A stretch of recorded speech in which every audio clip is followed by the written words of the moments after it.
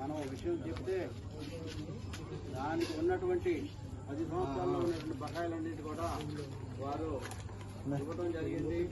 ఆ కార్మికుల్ని తెలుగుదేశం పార్టీ అంటే పేదల పార్టీ, మనకి బీసీల పార్టీ, ముఖ్యంగా మన గౌడ్స్కి అండగా ఉంటున్నటువంటి పార్టీ తెలుగుదేశం పార్టీ.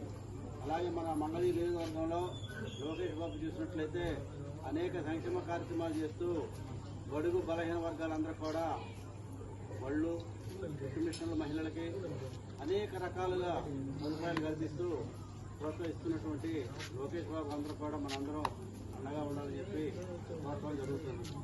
కాబట్టి ఈ ఏమని గ్రామంలో ఉన్నటువంటి మన గౌరవ సోదరులందరూ కూడా లోకేష్ బాబుని, బ్రహ్మసాని చంద్రశేఖర్ గారిని అత్యధిక మెజార్టీతో గెలిపించి ఈ అమూల్యమైన ఓటును వారికి ఇచ్చి గెలిపిస్తారని ఆశిస్తూ ఈ అవకాశం ఇచ్చినటువంటి గౌరవ సోదరులు